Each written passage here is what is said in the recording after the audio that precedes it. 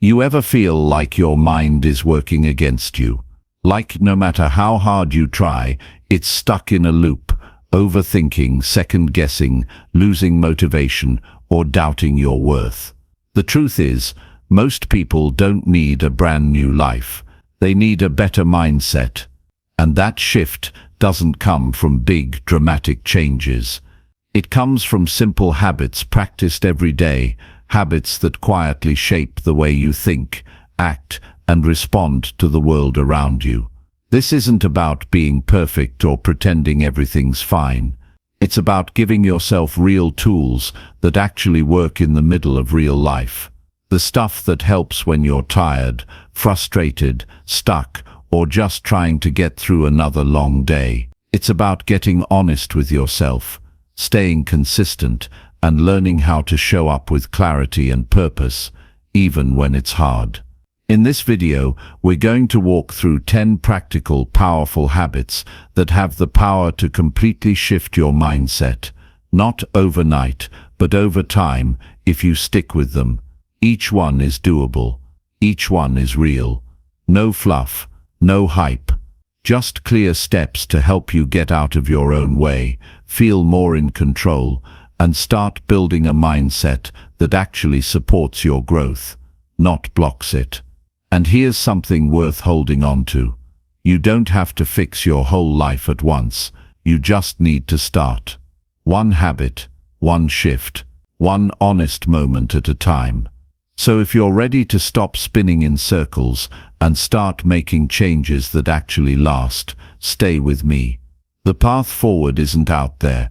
It's right here, in the way you think, the way you act, and the way you train your mind to work for you, not against you. Let's get into it. Chapter 1. Start your day early and set clear intentions. There is something powerful about the early hours of the morning. The world is quieter, distractions are fewer, and in those moments before the noise of the day begins, you are gifted with something most people waste: control. When you rise early, you take the reins of your day before life has a chance to pull you in 100 different directions. You give yourself space to breathe, space to think, and space to build. The way you begin your day is not just a routine, it's a reflection of how seriously you take your life. Starting your day early and setting clear intentions is not about becoming perfect or doing more than everyone else. It's about doing what matters before the world asks you to do what doesn't. When you wake up late and rush into your day, you've already lost your chance to lead. You're no longer choosing your path. You're reacting to it. You're not grounded. You're chasing. Your mindset gets cluttered with stress, your body is tense, and your decisions are made from pressure, not purpose. But when you begin your day with purpose, when you rise early, set your mind right, and give yourself time to reflect, move and plan, you walk into the world with calm and power. You don't just survive the day, you lead it. Waking up early is not about a number on the clock. It's about starting before you're needed by others. It's about claiming that sacred time that belongs to no one but you. It could be 5 a.m. or 6:30 a.m. What matters is that it gives you space. That time should be quiet, free from screens, noise and notifications. This is where your mindset begins to rewire. Not through sudden breakthroughs or big declarations, but through the quiet discipline of showing up for yourself consistently, even when no one is watching. That is where self-respect is built. That is where clarity is found. That is where progress begins. To start early means you must end well the night before. You cannot expect to rise strong if your evenings are filled with chaos, scrolling, or distractions that keep your mind overstimulated. Discipline in the morning starts with discipline at night. You need rest, not just sleep. You need an evening that helps your body wind down and your mind disconnect from the world's noise. So begin to protect your nights. Turn off your devices earlier. Avoid meaningless content. Prepare for rest. Sleep is not a luxury, it's fuel. And without enough of it, your early morning becomes a burden instead of a blessing. Once you rise, the first thing you give your attention to shapes your entire mindset. If the first thing you do is check messages, emails, or social media, your brain instantly shifts into reaction mode. You're no longer in control, you're responding.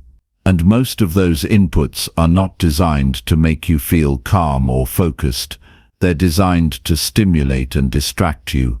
That's why your first moments must be intentional. Start with silence. Start with breathing.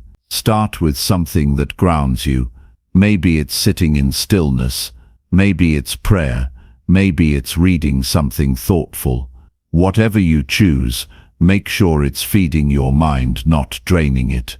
After you've given your mind space to wake up without noise, begin setting your intention. This is more than just making a to-do list.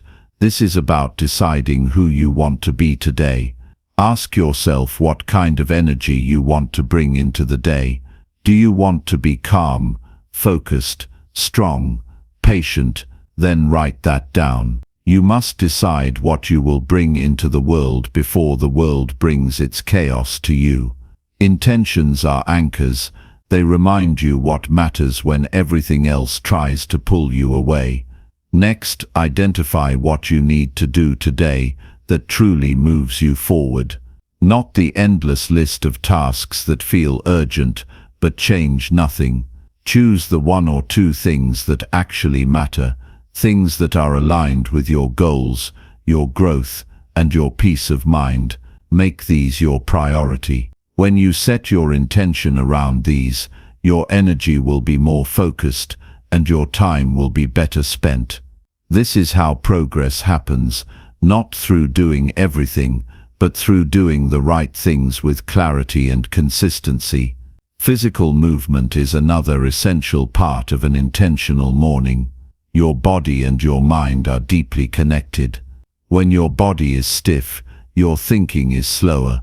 When your energy is low, your motivation drops. So even 10 to 15 minutes of stretching, walking, or light movement can completely change how you feel. It's not about building the perfect workout. It's about waking up your system, getting blood flowing, and sending a signal to your brain that you are alive, alert, and in motion. You don't need a gym. You just need the willingness to move. Journaling in the morning is another powerful tool to build clarity and purpose. You don't have to write for an hour. Just a few sentences about what you're thinking, how you're feeling, or what you're aiming for can shift your entire mindset. When you write things down, you remove the fog. Your thoughts become clearer. You begin to understand your own patterns, and over time you'll start to see your own growth on the page. There will be days when you won't feel like waking up early. You'll want to hit snooze, avoid the discomfort, and tell yourself you'll start tomorrow. But every time you choose to rise early anyway, you build mental strength. You teach yourself that you can do hard things. You prove that your comfort doesn't control your choices, and that's how you begin to trust yourself again. Discipline builds confidence, consistency builds momentum, and the habit of rising early becomes something deeper than a routine. It becomes part of your identity. Life does not reward people who only move when they feel like it. It rewards those who can move through resistance. The world is full of distractions, excuses, and noise. But in the stillness of an early morning, you gain something rare: space to think, time to decide, clarity to lead yourself before the world leads you. And when that becomes normal for you, your entire mindset begins to shift. You stop rushing. You stop reacting. You stop giving your best hours away to things that don't matter. You take ownership of your life, one morning at a time. Starting early doesn't make you better than anyone else. It makes you more aware of yourself. It makes you more intentional. You begin to see how much of your life is shaped by how you begin each day. And the more you build that habit, the more you realize that your future is not created by big leaps or lucky breaks. It's shaped by small, repeated choices made in quiet moments. The decision to rise when it's easier to sleep. The choice to reflect when it's easier to scroll. The commitment to build when it's easier to delay. Many people wait for motivation before they take action. But motivation comes and goes. What creates transformation is structure. So build a simple morning routine that you can stick to even on hard days. It could be just 30 minutes. 10 minutes of silence. 10 minutes of movement. 10 minutes of intention setting. That's it. But if you protect that time, guard it like it matters, and repeat it daily, you will change. Not all at once, but surely and steadily.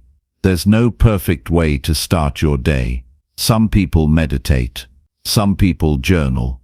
Some walk in nature. Some write down goals.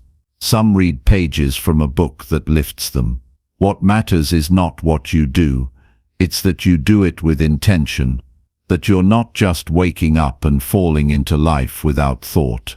That you're not living on autopilot. Because when you live without intention, you begin to drift. And when you drift, you end up places you never meant to go. Every strong mindset is built in the beginning hours. You cannot lead your life if you don't lead your day. And you cannot lead your day if you keep giving away your mornings. Take them back. Wake up earlier than you want to. Move your body before your brain tries to talk you out of it. Sit with your thoughts before the world overwhelms you with its noise. Write down your intention before you forget what matters. Do this not for perfection, but for peace. Do it not to impress others, but to respect yourself. Do it not because it's easy, but because it works. As your mornings begin to change, your decisions will change. You'll become more thoughtful with your time, more intentional with your words, more focused in your work. You'll feel less scattered and more centered. You'll stop chasing life and start building it. You'll stop looking for motivation outside and begin drawing strength from within. This is how the mind begins to rewire, not through big promises, but through small acts of discipline repeated with purpose. You don't need a radical transformation overnight. You just need to begin. Wake up 30 minutes earlier than you do now. Protect that time. Remove distractions. Do something simple and intentional. Build that habit until it becomes normal. And once it's part of you, you'll never want to go back. Because when you see how different your day feels when you lead it from the beginning, you'll understand that you were never lacking motivation. You were lacking a system. Now you have one. Your mornings are a mirror of your values. What you do in that quiet space before the world arrives is your truest reflection. If you treat it with respect, your life will reflect that. If you use it carelessly, your day will feel chaotic. So choose to treat that time like it matters, because it does. It's the foundation for your growth, your discipline, and your peace. And no one can build it for you. You must choose it daily. And if you fail one morning, rise again the next. One late start doesn't erase your progress. It's not about being perfect. It's about being consistent. It's about deciding every morning that your life is worth leading, and then taking the small, quiet, powerful steps to lead it well. Over time, this habit will rewire more than just your schedule. It will rewire your mindset. It will teach you that you are capable of discipline, worthy of clarity, and responsible for the life you want to create. So rise early, set your intention, and step into each day with quiet power. That's where your new life begins. Not someday, but now. Chapter 2. Train your mind to focus on one task. In a world designed to pull your attention in every direction, the ability to focus on one task has become one of the most valuable and rarest skills you can develop. Most people are constantly switching from one thing to another, checking their phones, scrolling through notifications, trying to keep up with everything, and never fully engaging with anything. This habit of jumping from one thing to the next fragments your mind. It weakens your attention. It steals your ability to go deep. And over time, it drains your confidence because you never feel like you've truly finished anything. When your mind is scattered, your results will be scattered. When your energy is divided, your impact is minimal. But when you train yourself to do one thing at a time with full focus, your power multiplies. Focusing on one task isn't just about being productive, it's about reclaiming control over your life. Every time you sit down to work and your attention drifts away, you are giving a piece of your life to something meaningless. And most of the things that steal your focus are designed to feel urgent but add no real value. Your phone buzzing, your inbox flooding, your social feed refreshing. None of these things move you forward, but they keep you busy. They give the illusion of activity while robbing you of progress. The truth is, it takes more strength to focus on one thing than to pretend to handle many. Multitasking looks efficient from the outside, but it's often just scattered energy disguised as effort. Training your mind to focus starts with choosing what matters and blocking everything else. You can't do that if you don't first get honest with yourself about what deserves your time. Not everything is equal. Not every message needs a response. Not every task deserves your energy. You must decide, in clear terms, what your most important task is in this moment. Just one. Not 5. Not 2. 1. And then you must give it your full attention until it is complete. That's how progress is built. Slowly, deliberately, with uninterrupted focus. This level of clarity doesn't happen by accident. It requires boundaries. It requires discipline. You have to protect your time like it matters. Silence your phone. Close unnecessary tabs. Step away from the noise. Create an environment where your mind can breathe, not scatter. Your environment is a mirror of your habits. If it's chaotic, your thinking will be too. So simplify it. Structure it. Build a space where focus is normal, not rare. When you sit down to do something important, your brain will resist. It will look for something easier, more comfortable, more immediately rewarding. That's not because you're lazy. That's because your brain has been trained by years of distraction. And like any habit, that wiring can be changed. But it won't change by accident. You have to retrain it through repetition. You start with just 10 minutes. 10 minutes of undivided attention on a single task. No switching, no checking, no interruptions. When you finish, you rest for a short while, then return for another focused round. Slowly, you increase the time. Slowly, your brain begins to adjust. And eventually, you build a mental rhythm where focus becomes the default instead of the exception. During deep focus, your entire mind locks into alignment. Your thoughts become clearer. Your work becomes sharper. You begin to feel momentum, not the rush of speed, but the calm confidence of depth. And in that state, your best ideas come forward. Not because you chased them, but because you created the silence where they could surface. Most people never reach that depth because they're constantly starting and stopping, constantly switching and scanning. But if you stay with one task long enough, you'll see that the answers are not far. They just need your attention long enough to appear. One of the greatest benefits of focused work is how it affects your sense of self. Every time you complete something with intention, your belief in yourself grows. You begin to trust your own discipline. You stop feeling like you're falling behind. You stop carrying the weight of unfinished tasks. You walk away with clarity, with closure, and with peace. That's what single task focus gives you. It's not just about getting more done, it's about feeling whole again, but don't expect it to be easy. Your mind will want to escape. You'll feel restless. You'll feel pulled. But if you stay with it, even when it's uncomfortable, that's when growth happens. You're not just building a habit, you're building strength. Mental strength. The strength to stay still when everything urges you to move. The strength to go deep when the world keeps telling you to skim. The strength to lead yourself, not follow every impulse. The people who achieve lasting success in life are rarely the busiest, they are often the clearest.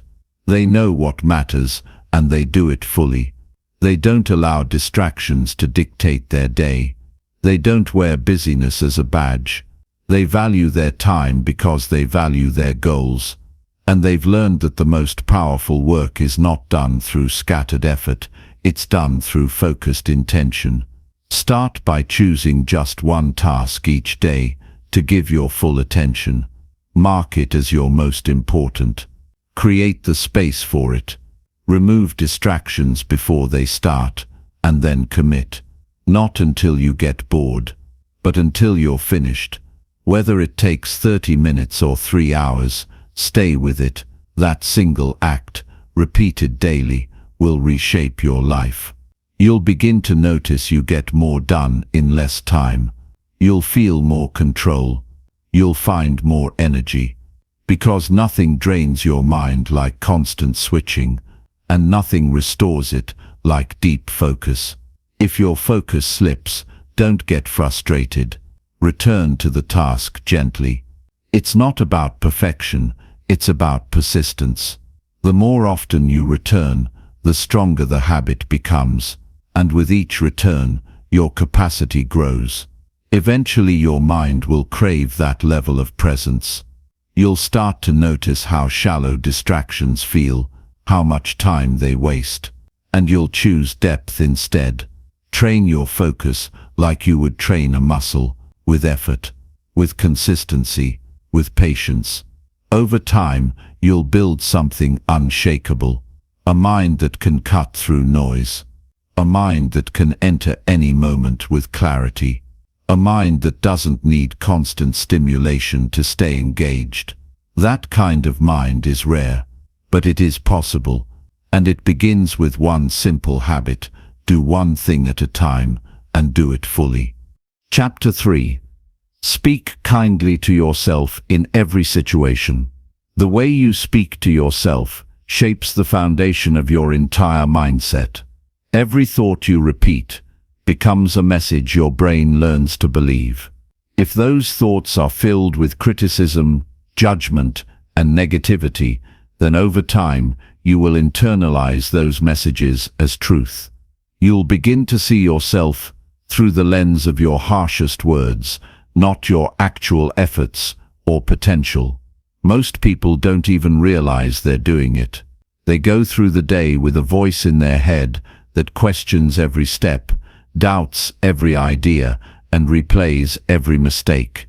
That voice, if left unchecked, slowly chips away at your self-worth. Choosing to speak kindly to yourself is not about being unrealistic or ignoring your flaws. It's about creating a space inside your own mind that allows you to grow without fear. It's about turning your inner world into a place of safety instead of constant judgment. Every time you mess up, you have a choice. You can beat yourself up and spiral into regret, or you can respond with patience, learn the lesson, and move forward with clarity. One leads to guilt and self-sabotage. The other leads to responsibility and strength. Kindness to yourself begins with awareness. You have to pay attention to how you speak to yourself when things go wrong. What's the first thing that comes to your mind when you make a mistake? If it's something harsh, something you wouldn't say to a friend, then you've uncovered a pattern that needs to change. Because, here's the truth, harshness doesn't build discipline. Shame doesn't build confidence. Growth does not happen through punishment. It happens through understanding, patience, and the willingness to try again. You are not your failures. You are not your worst days. You are a person in progress, and progress requires room to fall without fear of self-attack. That room is created when you learn to speak with compassion. Instead of "I always mess things up," you say, "This didn't go how I wanted, but I can fix it." Instead of "I'm not good enough," you say, "I'm learning and I'm improving." These aren't just comforting words, they're tools to shape a stronger mindset. They keep you moving, they keep you growing, they keep you grounded. No one gets everything right. Everyone struggles, everyone doubts. But what separates people who rise from people who stay stuck is the ability to move through difficulty without tearing themselves down. If your inner voice is constantly reminding you of your shortcomings, you will start to hesitate. You'll avoid risk. You'll shrink from challenges. Not because you're weak, but because you've been trained to expect failure. Kind self-talk flips that training. It teaches your mind to expect progress, to welcome mistakes as part of growth, and to stay calm under pressure. Your self-talk is not just emotional, it's practical. It affects how you perform. When you speak kindly to yourself, your nervous system stays more balanced. Your decisions become clearer. You feel more in control. You're not constantly fighting your own mind. That inner support makes it easier to stay consistent, to show up, and to recover from setbacks. It builds resilience without aggression. It builds motivation without burnout. This doesn't mean you avoid responsibility. It means you take responsibility without attacking your own character. You can say, "I didn't give my best today," without saying, "I'm a failure." You can say, "I was wrong," without saying, "I'm worthless." Separating behavior from identity is one of the most powerful mindset shifts you can make. It allows you to correct your course without damaging your confidence. It allows you to improve without shame. One of the reasons people struggle to speak kindly to themselves is because they've been taught that harshness equals strength. They think being hard on themselves makes them more disciplined. But harshness without wisdom just leads to fear. Fear leads to hesitation, and hesitation kills momentum. True strength is being able to face your flaws without turning against yourself. It's being able to see your weaknesses clearly and still believe in your potential. If you grew up in an environment where you were constantly criticized, judged, or compared, then speaking kindly to yourself will feel unfamiliar at first. That's okay. Every new habit feels uncomfortable when you start. But discomfort is not a reason to quit.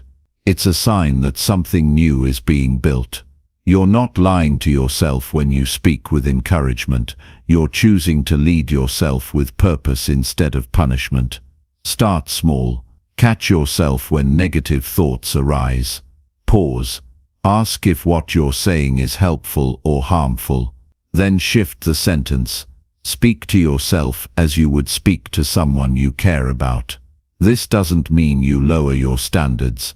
It means you hold yourself to a high standard with patience, not with cruelty.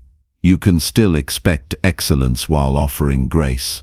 That balance is where long-term progress lives. Also, don't wait for something to go wrong to practice kind self-talk. Make it part of your daily life. Remind yourself of your efforts. Acknowledge small victories. Appreciate your growth, even when it's slow. These moments reinforce the belief that you're making progress. And the more often you hear that voice of encouragement in your own mind, the easier it becomes to stay motivated, even during difficult days. Speaking kindly to yourself is one of the most important forms of self-respect. It shows that you value your own effort. It shows that you're not working against yourself. It gives you the inner strength to keep going when things are hard. And over time, it becomes your default. You start to trust your ability to adapt. You stop fearing failure. You start showing up with more peace and more power.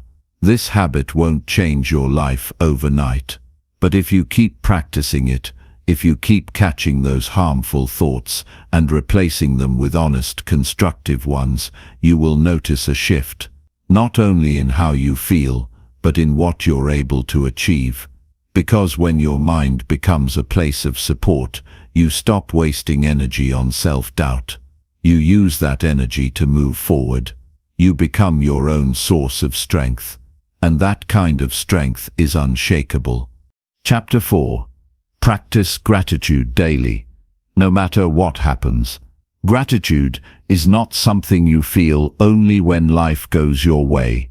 Real gratitude is a daily choice that transforms your mindset regardless of your circumstances. When you train your mind to search for what's good, even when life feels hard, you begin to build emotional strength that doesn't depend on perfect conditions. It's easy to be thankful when everything works out, but the kind of gratitude that changes your life is the one that stays with you when things fall apart. This kind of habit doesn't come naturally to most people because we're wired to notice problems. The brain is always scanning for what's wrong as a way to protect us, but that survival instinct can also make us overlook what's going right. Every day you wake up is an opportunity. No matter how tired you are, no matter how much stress you're carrying, the fact that you are still here means there's something you can do with this moment. Gratitude starts there. It starts by acknowledging that being alive is not guaranteed. When you open your eyes in the morning and remind yourself that you still have a chance to learn, grow, and rebuild, you begin to see your day differently. You stop taking time for granted. You stop complaining about things you can control. You begin to direct your focus toward what adds value, not what drains it. The key to practicing gratitude is consistency. You don't wait for a special moment to feel grateful. You create the moment. You pause in the middle of an ordinary routine and look closer. Maybe it's the warm water on your skin during a shower. Maybe it's the taste of your first sip of coffee.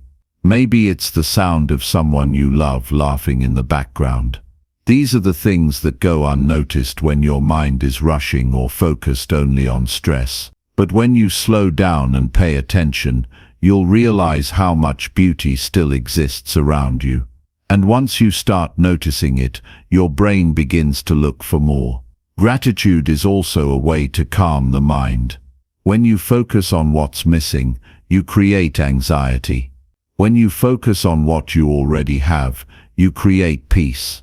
That shift doesn't erase your problems, but it gives you the strength to face them without being overwhelmed. It's not about ignoring what's wrong. It's about reminding yourself that not everything is falling apart. Gratitude keeps you balanced. It reminds you that while life can be difficult, it is not empty.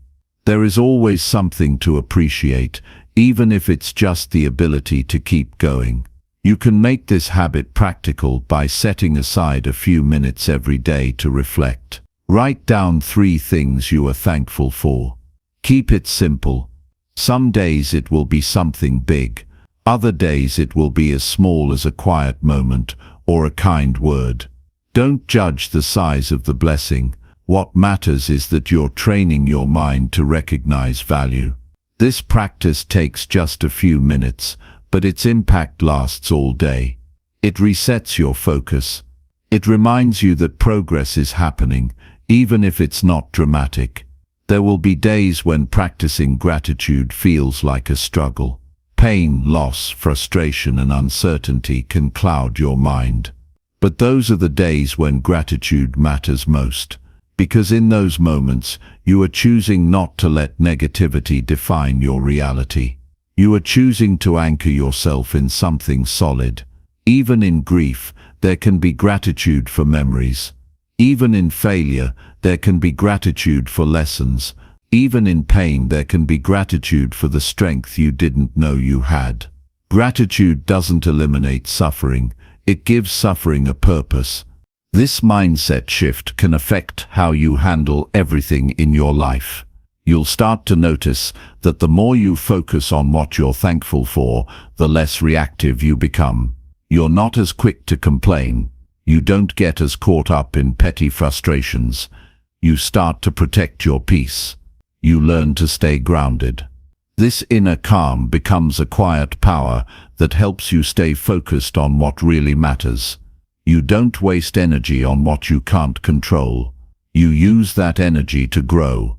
Gratitude also improves your relationships. When you appreciate the people in your life instead of focusing on their flaws, you treat them with more kindness. You listen better. You become more present, and that shift in you can create a shift in them. Relationships grow stronger, not because everything is perfect, but because you take the time to notice and value what's already good. That simple act of appreciation can rebuild trust, deepen connection, and create more joy between people. Another powerful effect of gratitude is the way it reshapes your self-image. When you constantly focus on what you lack or what you've done wrong, your confidence shrinks. But when you start to appreciate your own effort, your resilience, your growth, even when it's small, you begin to build a more accurate and empowering view of yourself.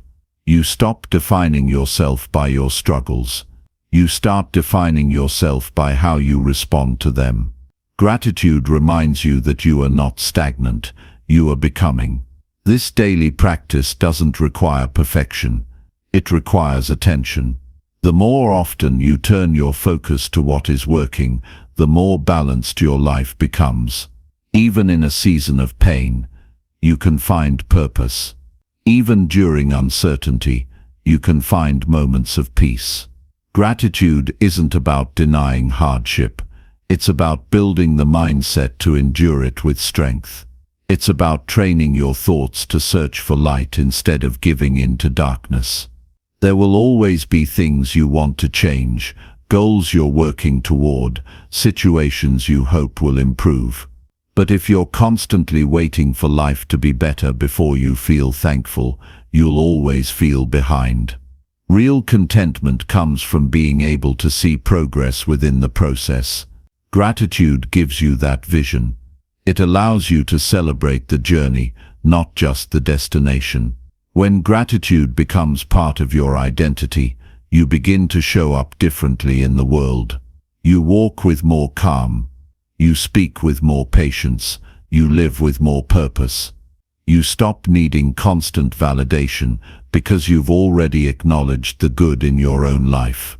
You stop measuring your worth by what others have because you've learned to see the richness in what's already yours. No matter how complicated life becomes, this habit remains simple. Be present. Be aware. Be thankful. Do it even when it feels unnatural. Do it especially when life is testing you. Over time, gratitude will not only change the way you think, it will change the way you live. And that change will become the foundation for everything you build. Chapter 5. Take full responsibility for all your choices. There is a clear line between blaming the world for your struggles and taking responsibility for how you respond to them. That line defines the quality of your life.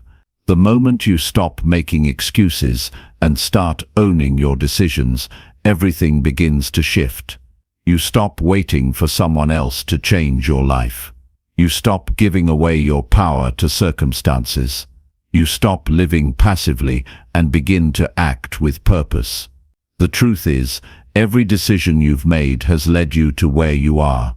And while not everything that happens is your fault, how you choose to respond to it always is. Taking full responsibility is not about guilt. It's about growth. It's not about shame. It's about freedom. When you take responsibility, you take control of your direction. Most people struggle because they avoid responsibility. It's easier to point fingers, to explain away failure by blaming your past, your environment, or other people. But as long as you believe someone else is responsible for your life, you will remain stuck. You will wait for others to fix what only you can change. That mindset weakens you. It keeps you in a cycle of helplessness. Responsibility, on the other hand, wakes you up. It forces you to face reality with clarity and courage. You begin to ask yourself what you can do differently, not just what went wrong. Every time you blame something outside yourself, you delay your own progress. You waste time and energy looking for reasons to avoid change. But when you accept that your life is the result of your choices, you realize you can choose something new. You don't have to keep repeating the same patterns. You don't have to stay stuck in the same habits. You can change direction, but only if you accept where you are right now without denial. Responsibility means looking at your life and saying, "This is where I am, and I am the one who will decide where I go from here." This mindset builds resilience. When you stop outsourcing responsibility, you become more mentally tough. You stop falling apart every time something doesn't go as planned. You stop blaming the economy, your parents, your partner, or your boss for your lack of progress. Instead, you focus on what is within your control, your habits, your effort, your thinking. That's where change happens. That's where real confidence is born. Not in wishing the world would be easier, but in becoming stronger within it. It takes honesty to take responsibility. You have to be willing to look at your own patterns and admit when you've made choices that didn't serve you. That kind of honesty is not comfortable, but it is necessary. Until you're willing to own your part, you'll keep repeating the same story. You'll keep blaming the same people. But the moment you say, "I made that choice and now I choose differently," you break the pattern. You don't have to be perfect, you just have to stop lying to yourself. Responsibility also means letting go of entitlement. No one owes you success. No one owes you happiness. No one is coming to rescue you from your own decisions. The world doesn't bend for your comfort. It rewards effort, persistence, and self-respect. When you take responsibility, you stop expecting life to hand you what you haven't worked for. You begin to understand that your results are a reflection of your discipline, your mindset, and your consistency. If you don't like your results, change your approach, but don't waste time feeling sorry for yourself. That doesn't build anything. This habit creates a foundation for every other habit. You can't be consistent if you don't take responsibility for your routine. You can't grow if you don't take responsibility for your mindset. You can't build strong relationships if you don't take responsibility for how you communicate. Responsibility touches everything. It's the backbone of personal growth. Without it, you'll keep circling the same challenges without resolution.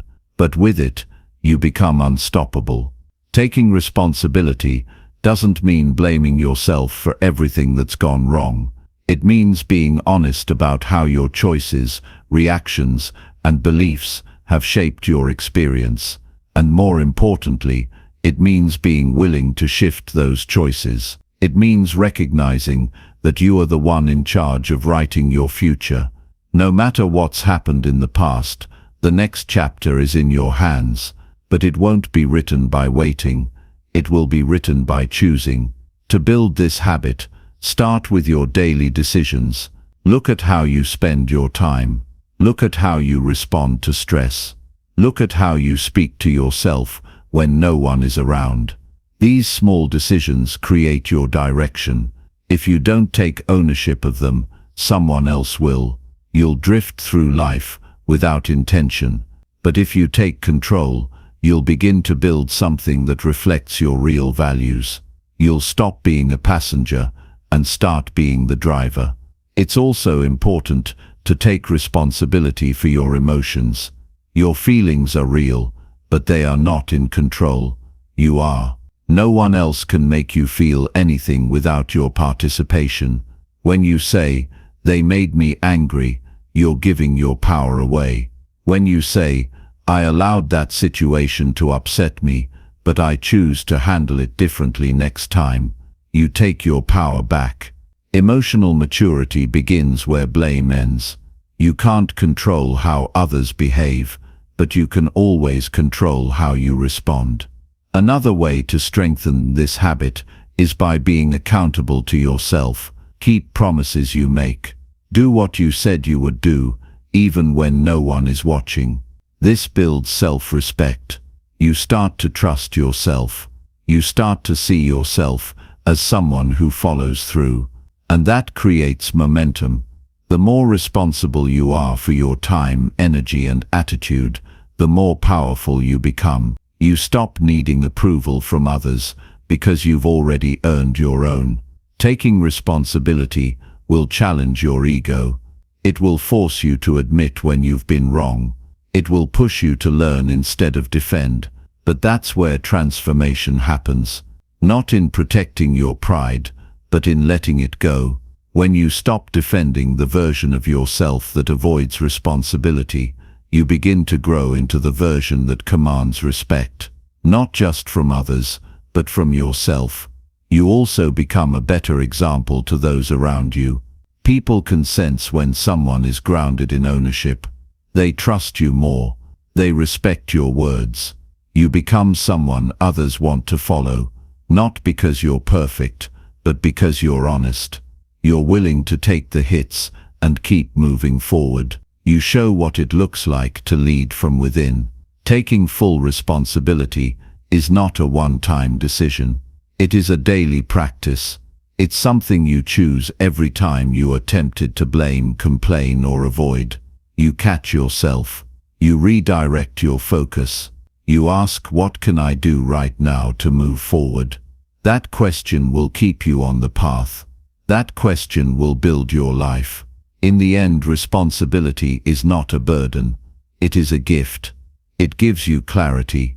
It gives you control. It gives you a way forward. When you stop waiting for someone else to change your life, you begin to change it yourself. That's where freedom begins. That's where power lives. That's the mindset that transforms everything. Chapter 6. Surround yourself with people who uplift you. The people around you play a silent but powerful role in shaping how you think, how you feel, and ultimately how you live. You might not notice it at first, but the voices you hear daily, whether they are filled with encouragement or criticism, become the internal voices you carry. Your mindset is deeply influenced by the energy of the company you keep. If you're surrounded by individuals who doubt, complain, settle, or discourage, you'll start adopting those tones in your own self-talk. But when you spend time with those who believe in growth, value discipline, and encourage purpose, their presence elevates your standard of thinking. It's not just about avoiding negativity. It's about intentionally choosing relationships that push you to become better. Being around those who uplift you doesn't mean they flatter you or agree with everything you say. It means they see your potential and they won't let you waste it. They challenge you, not from a place of judgment, but from a place of care. They remind you of who you are when you forget. They bring out strength in you that you didn't know you had. Their presence gives you room to grow because they want to see you rise, not stay the same. You don't have to be around a large number of people. In fact, fewer but higher quality connections will have a greater impact on your life than a crowd that drains your spirit. Energy is contagious. Spend time around cynicism and your goals will start to feel unrealistic. Spend time around hope, discipline, and courage, and you'll begin to believe in what's possible again. Your standards adjust to match the room you're in. If you want to raise your life, raise your environment. One of the most powerful decisions you can make is to become aware of the conversations you allow into your life. Pay attention to how you feel after speaking to someone. Do you feel more inspired or more defeated? Do you walk away with clarity or with more self-doubt? People reveal who they are, not just in what they say, but in what they normalize. If someone constantly jokes about mediocrity, avoids growth, and encourages comfort over effort, they are shaping a mindset that will eventually influence your own. That influence may be quiet, but it is real. Sometimes it's hard to distance yourself from certain people because of history or obligation. But there's a difference between being kind and being available for constant negativity. You can be respectful without being accessible to energy that drains you. Setting boundaries isn't rejection, it's self-respect. When you protect your mental space, you create room for voices that align with your values. You create an inner circle that supports your progress, not your stagnation. And uplifting people aren't just cheerleaders, they are mirrors. They reflect back your progress when you overlook it. They remind you of your strength when you feel like giving up. They don't let you settle because they know what you're capable of. They speak truth into your doubts and remind you that discipline, not perfection, is what matters. They walk the path of growth themselves, so being around them doesn't just feel good, it keeps you accountable. Their actions speak louder than words, and just witnessing their consistency raises your own. Finding people like this requires clarity about what you value. You can't attract what you don't recognize. If you value integrity, effort and learning, then seek out those who live by those principles. Look for conversations that build you. Look for environments that challenge you in healthy ways. It's not about being around perfect people. It's about being around honest, grounded, forward-thinking individuals who are committed to bettering themselves and lifting others as they grow. Sometimes you will need to walk alone for a while to break free from toxic dynamics. That silence can feel heavy at first, but it's better than constant noise that weakens your spirit. In that space, you will grow stronger. You'll hear your own voice more clearly. You'll start attracting better people because your energy will no longer match the habits you left behind. It takes courage to outgrow relationships that are rooted in old versions of you, but it's necessary if you want to evolve. And when you do find those who uplift you, invest in those connections with sincerity. Be the kind of person you're looking for. Support their growth. Encourage their dreams. Celebrate their progress. The strength of any relationship is built on mutual effort, not one-sided admiration. When both people are committed to helping each other rise, the relationship becomes a powerful force. It becomes a place of resilience, clarity, and motivation. Your circle will determine your ceiling. If you surround yourself with people who see limitations, you will begin to doubt your own abilities. But if you spend time with people who live with intention, embrace challenge, and speak with clarity, your vision for your own life will begin to expand. You'll stop playing small. You'll begin to think bigger. You'll develop the mental habits required to stay focused even when it's hard.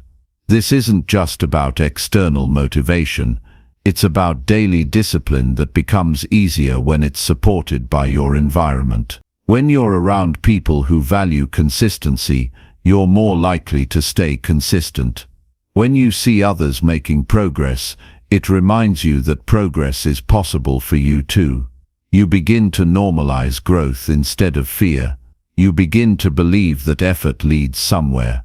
You see that setbacks are not the end, they are part of the process. If you're serious about becoming better, you cannot afford to be casual about the people you allow into your world.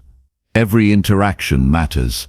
Every conversation shapes your beliefs in small ways. Surrounding yourself with uplifting people isn't a luxury, it's a necessity for anyone who wants to grow beyond average. And if you haven't yet found those people, become that person. Be the one who supports, encourages, and uplifts. Your energy will attract others who are on the same path. Real growth begins with intention. Choose relationships that nourish your mind. Choose environments that challenge your thinking in constructive ways. Choose conversations that leave you with more clarity, not more confusion. Over time, these choices will build a mindset that is grounded, focused, and resilient. They will help you rise, not just in results, but in who you become. There will always be people who misunderstand your focus or resist your change. Don't let their opinions shrink your vision.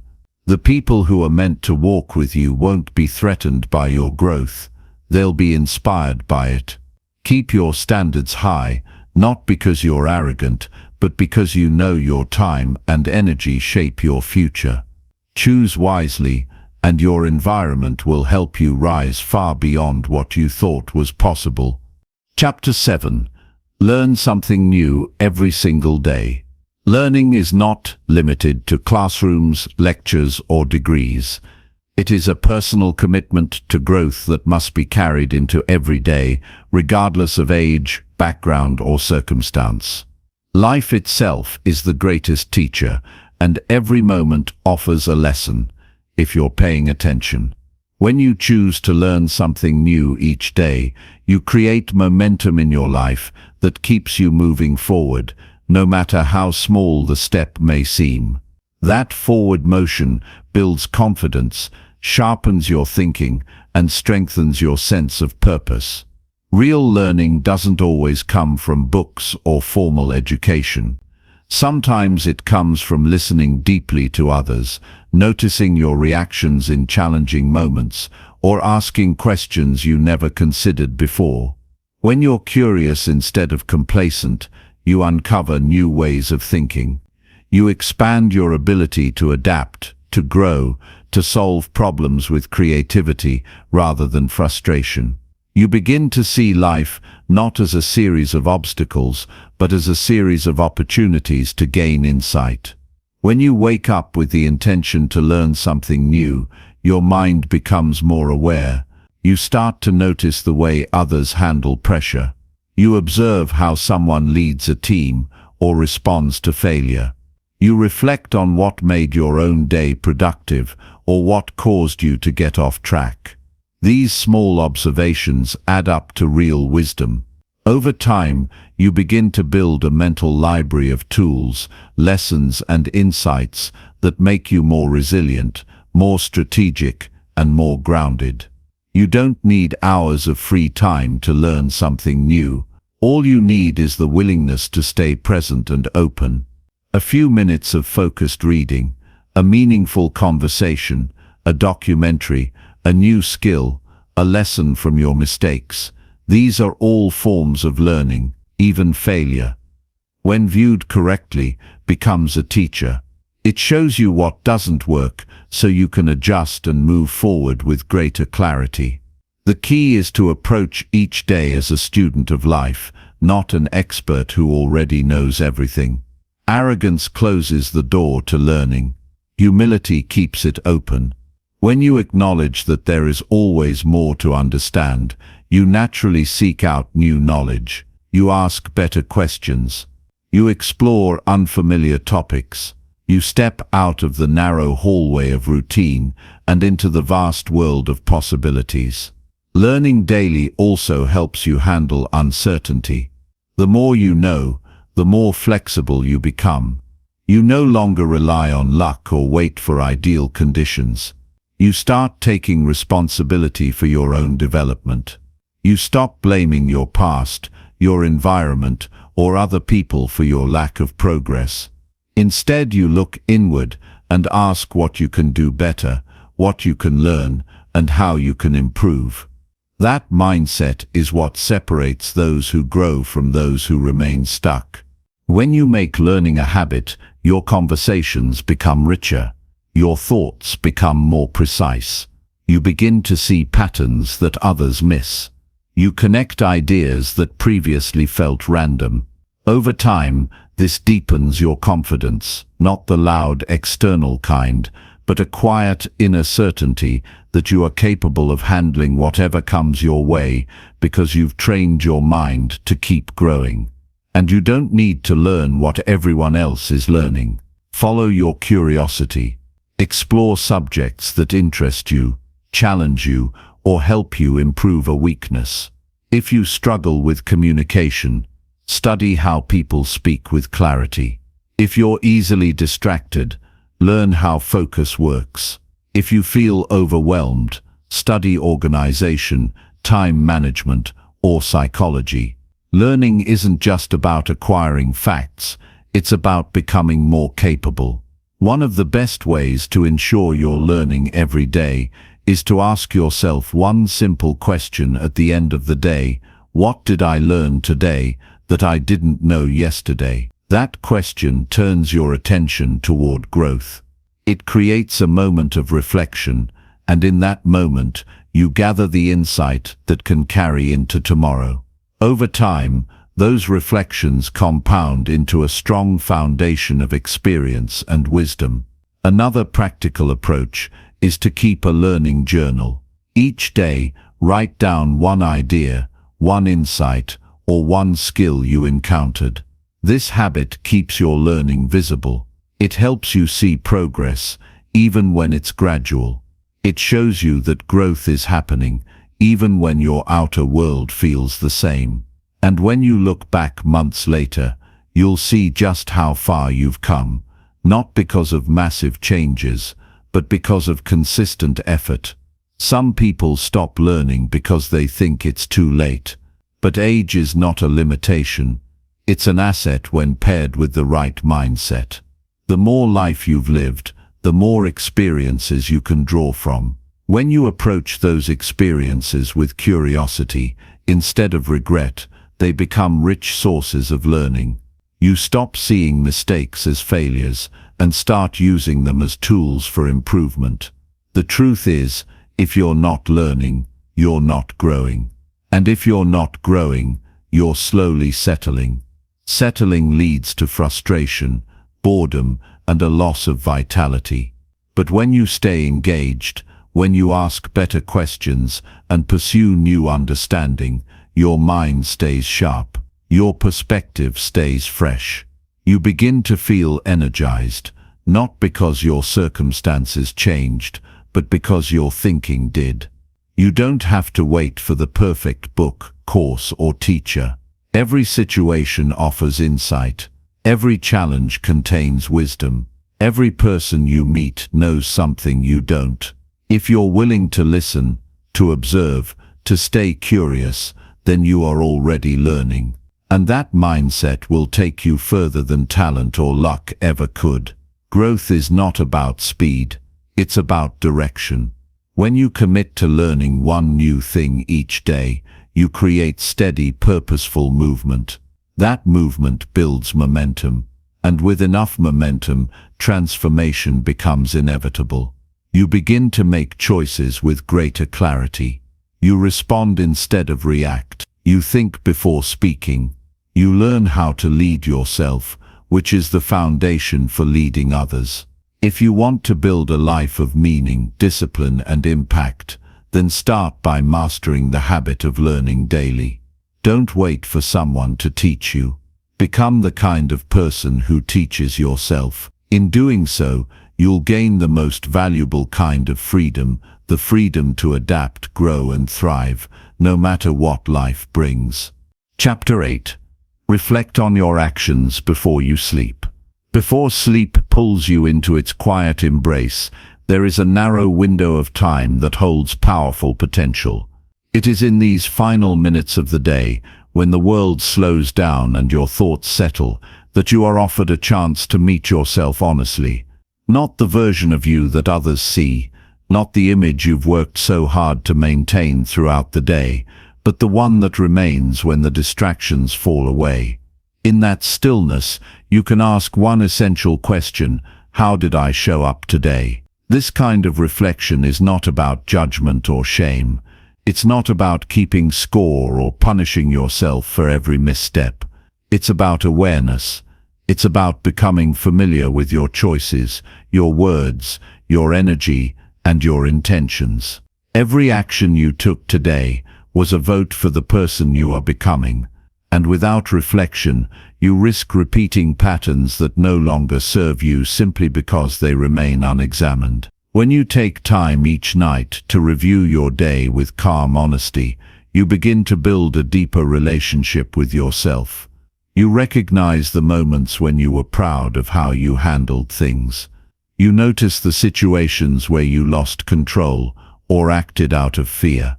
You remember what conversations lifted you and which ones left you feeling drained. You consider how much of your time was spent with purpose and how much was wasted. Through that process, you start to connect the dots between your choices and your peace of mind. There is clarity in reflection that can't be found in constant motion. If your days blend into each other without pause, you'll move forward without truly knowing what you're carrying. You'll keep chasing more productivity, more stimulation, more goals without understanding what's working and what isn't. But when you end the day with a moment of inward attention, you shift from living unconsciously to living deliberately. It doesn't require much. Just a few minutes of stillness, alone with your thoughts. No screens, no noise, just you, a quiet space, and a willingness to listen. You might ask yourself simple questions. What did I handle well today? Where could I have shown more patience or strength? Did I treat others with respect? Was I honest with myself? Did I live by my values? The answers don't need to be perfect. They just need to be real. This nightly habit becomes a mirror that shows you who you are becoming. And when you see something you don't like, you don't have to carry it into tomorrow. You can decide to do better. That's the gift of reflection. It gives you a daily opportunity to reset. You don't need to wait for a new week, a new year, or a major life event to start again. Every night you can choose to learn from the day behind you and prepare for the one ahead. Reflection also helps you slow down enough to recognize progress. Too often, growth happens so gradually that we miss it. But when you reflect each night, you begin to notice the small improvements. The times you paused instead of reacting. The moments you stayed true to your word. The habits you followed through on. These tiny wins are easy to overlook, but they are signs that you're on the right path. This kind of practice also strengthens your emotional discipline. It helps you take ownership of your actions without being controlled by them. When something goes wrong during the day, your first reaction might be frustration or blame. But when you reflect at night, with distance and calm, you gain perspective. You see how your tone, your decisions, your mindset all shaped the outcome. And in that awareness, you begin to reclaim your power. There will be days when you don't want to reflect. Days when your mistakes feel too big, or your energy is too low. Those are the days when reflection matters most. Skipping the process on hard days only delays the healing. Even if you simply sit in silence and breathe deeply, you are honoring your own effort to grow. You are refusing to let one difficult day define your direction. Some people avoid this practice because they're afraid of what they might find. They fear regret, disappointment, or discomfort. But avoiding truth doesn't erase it. It just allows it to grow in the background, shaping your decisions in ways you can't see. Facing yourself each night is not weakness, it's maturity. It's how you learn to guide your life with intention instead of impulse. Over time, this ritual becomes a source of strength. It teaches you consistency. It builds emotional resilience. It helps you detach from the noise of the day and return to what truly matters. It doesn't mean every day will be perfect, but it means every day will be examined, understood, and used as fuel for progress. That's how true discipline is built, not through occasional bursts of effort, but through quiet, steady commitment to becoming a little better each day. You can choose how you reflect. You might write your thoughts in a journal, speak them out loud, or simply sit in quiet contemplation. There's no one right way. The only requirement is honesty. Don't hide from the parts of yourself that still need work. Don't inflate the good or minimize the bad. Just observe. Accept what is true and carry the lessons forward. Reflection also prepares your mind for rest. It allows you to close the day with understanding rather than confusion. When you process your emotions, your thoughts stop racing. When you recognize what went right and what needs adjusting, your mind becomes clearer. This leads to deeper sleep and a clearer start the next morning. As this practice becomes a habit, you'll start to feel more grounded. You'll know where you stand, what you stand for, and where you want to improve. You'll become less reactive and more intentional. You'll stop drifting and start directing. And in time, you'll see that the most powerful change doesn't come from massive breakthroughs, but from the simple act of checking in with yourself each night. Growth requires awareness, and awareness is born in reflection. When you make this a nightly discipline, you train your mind to pay attention. You become more conscious of your time, your energy, your behavior, and your influence. You move through life with a greater sense of control, not because everything goes your way, but because you know how to adjust when it doesn't. In the silence before sleep, the truth becomes easier to hear. And when you listen with courage and clarity, that truth becomes the foundation for a stronger, wiser, more grounded version of yourself.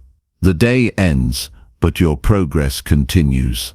Each reflection becomes a stepping stone on the path to who you're meant to be. Chapter 9. Challenge your fears by doing hard things. Fear will wait in the corners of your mind as long as you let it. It doesn't need loud warnings or dramatic scenes. It just waits quietly for the moment you hesitate. That pause, that second thought, that instinct to shrink back, that's how fear finds its power. It isn't always obvious. Sometimes it sounds like logic. Sometimes it disguises itself as caution or self-protection. But what it really does is interrupt your courage before it can take shape. The only way to break that cycle is to stop negotiating with fear and start moving through it. There's no secret strategy. There's no perfect timing. There's just the choice to step forward before you feel ready. Growth never starts with comfort. It starts with a challenge that makes you uncomfortable, uncertain, and unsure. And then you keep going anyway. Doing hard things is not about proving something to the world. It's about proving something to yourself. It's about showing your nervous system that you are not trapped by past experiences or limited by self-doubt. When you choose to do something difficult, especially when you're scared, you are taking authority over your own life. You are telling fear that it doesn't get the final say. Some fears are small and quiet, like the fear of speaking your opinion or trying something new. Others run deeper, shaped by years of pain or rejection. Either way, fear always operates on the same principle. It wants to keep you where you are. Safe, familiar, stagnant. And the longer you obey that fear, the smaller your world becomes. But every time you lean into a hard task, every time you do something that stretches your limits, you create evidence that you can survive discomfort. That evidence becomes confidence. Not the kind that needs applause, but the kind that shows up quietly when you face a challenge and don't back down. That internal strength is not built in a single moment. It's built brick by brick, through repeated action in the face of fear. When you do hard things, you strip fear of its illusion. Because most of what we're afraid of isn't danger, it's discomfort. The fear of failing, looking foolish, being rejected, feeling lost. These are emotional risks, not physical threats. And yet they often paralyze us, more than real danger ever could.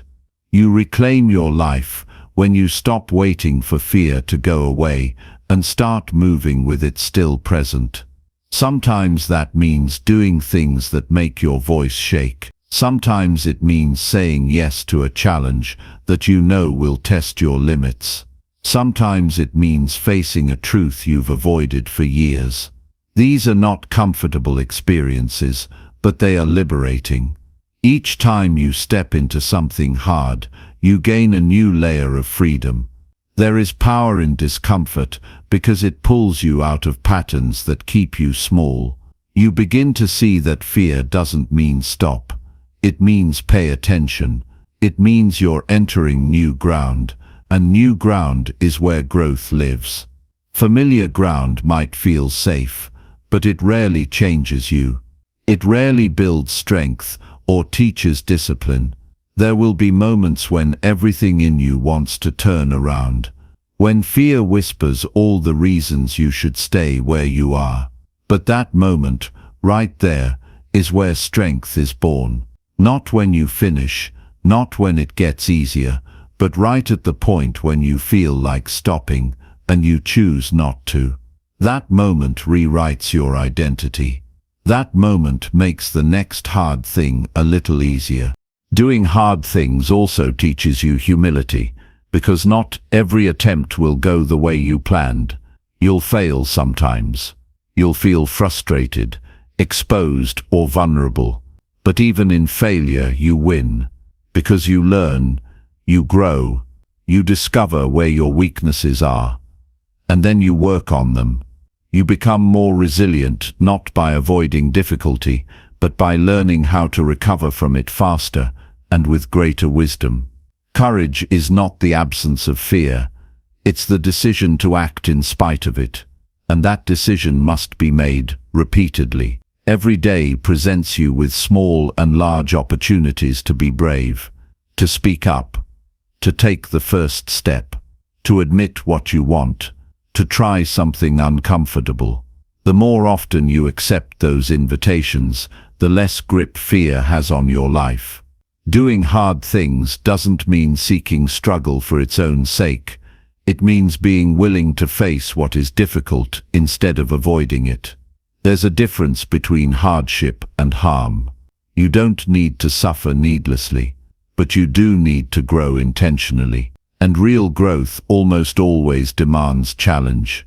Your mind will resist at first. It will try to talk you out of it. It will come up with 100 reasons why now is not the time. But you must train your mind to follow your vision, not your comfort. That requires discipline. It requires you to become your own coach, to recognize when fear is speaking, and to choose progress anyway. You will be surprised by what you can handle when you stop underestimating yourself. You will be amazed at how capable you are when you stop waiting for ideal conditions. And you will begin to understand that courage is not something you either have or don't. It's something you build through practice. The people who grow the most are not the ones with the easiest paths. They are the ones who keep stepping into difficulty with their eyes open. They are the ones who understand that pain can be a teacher, not just a punishment. They are the ones who use discomfort as a guide, not a barrier. Every time you choose to do the harder thing, every time you say yes to growth instead of fear, you shift the trajectory of your life. You widen your possibilities. You expand your limits. You create a self-respect that no external validation can give you. Because you know what it took. You know you didn't shrink back. You know you did what mattered, even when it was hard. So let today be a starting point.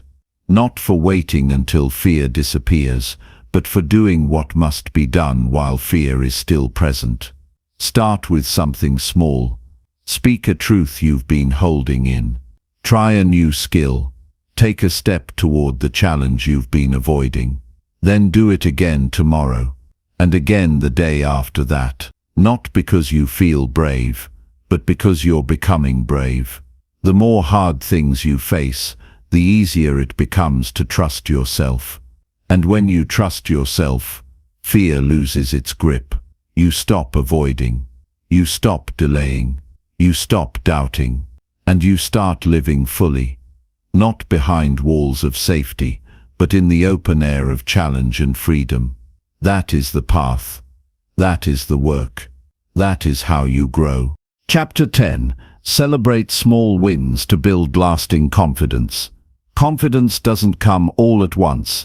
It doesn't arrive like a thunderclap or burst through the door with applause. It's built slowly, piece by piece, through actions you take and choices you repeat. And one of the most overlooked yet most powerful habits to grow your confidence is to celebrate your small wins, not just the big milestones, but the tiny moments that move you forward even slightly. Those moments matter more than people realize. Most people wait for major success before they allow themselves to feel proud. They postpone self-recognition until they've done something remarkable, and in doing so, they miss the truth. The foundation of real self-belief is laid in the smallest victories. When you acknowledge your effort, even when the result seems minor, you signal to your brain that progress counts. That doing your best counts. That forward movement, however modest, deserves recognition. The mind thrives on reinforcement. If it senses that effort goes unnoticed, it eventually begins to stall. But when you train yourself to notice and celebrate progress, getting out of bed when it's hard, choosing discipline when you could have quit, speaking up when you were tempted to stay silent, you cultivate momentum. That momentum becomes resilience, and resilience becomes confidence. Confidence built this way doesn't waver when circumstances change. It's not rooted in perfection or external success. It's rooted in trust. Trust in your ability to try, to adapt, to keep going. That trust is what holds you steady when things get hard.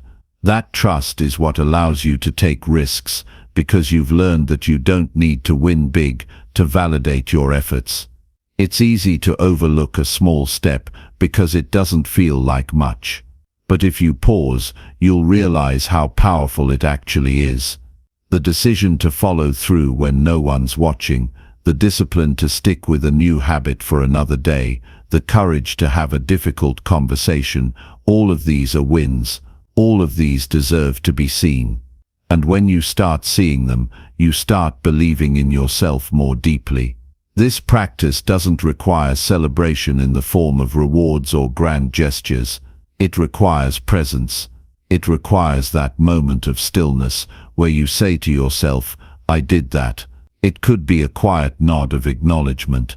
It could be writing it down at the end of the day. It could be a mental reminder that you showed up for yourself.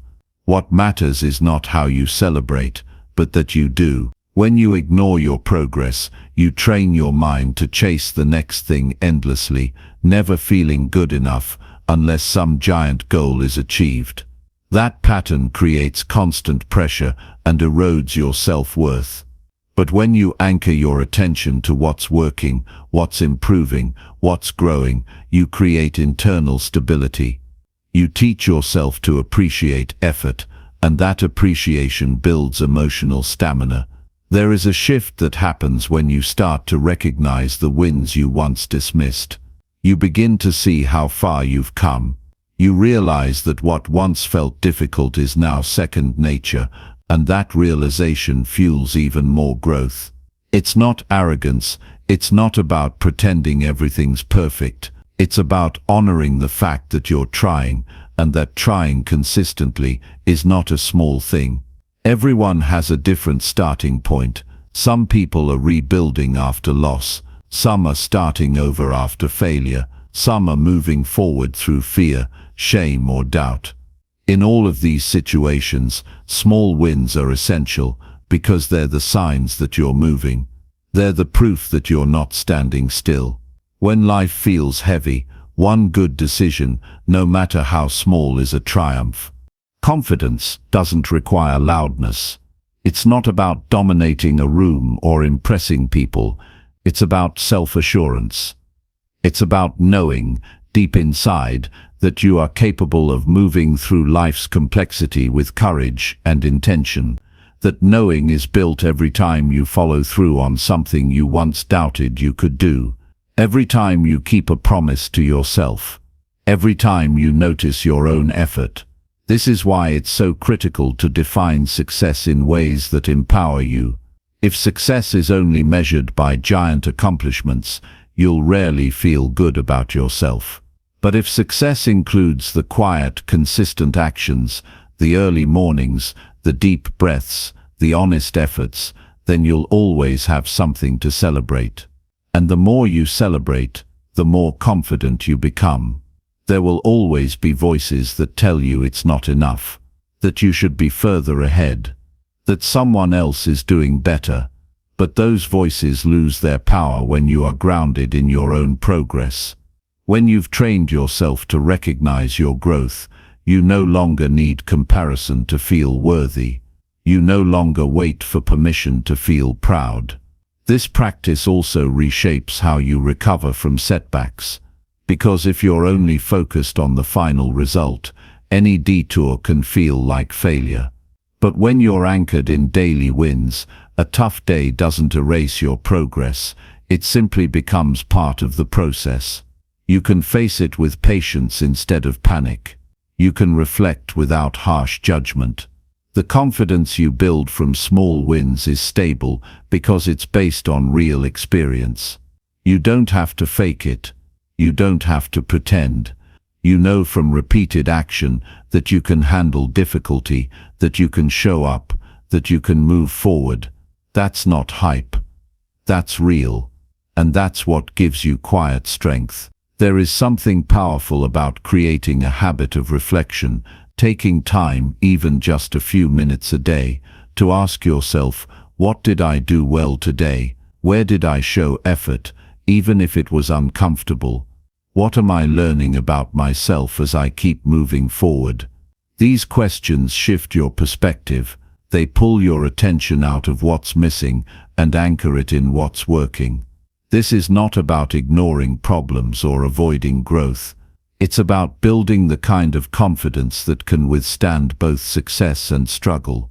It's about knowing that every single step matters and that consistency builds self-respect. When you practice this daily, confidence becomes a natural outcome, not something you chase or fake. You don't need external validation to start. You just need to decide that your effort matters. You need to choose to believe that growth deserves recognition at every stage. And once you start seeing your wins, you'll see more. You'll start noticing moments of courage, patience and integrity that once went unnoticed. And with each of those, your belief in yourself will grow stronger. So don't wait. Don't brush off your progress because it doesn't seem big enough. Don't postpone your pride. Start noticing what you're doing right now. And keep noticing. Keep naming it. Keep honoring it. Because every small win is a seed, and if you water it with attention and gratitude, it grows into something powerful, lasting confidence, the kind that cannot be taken away.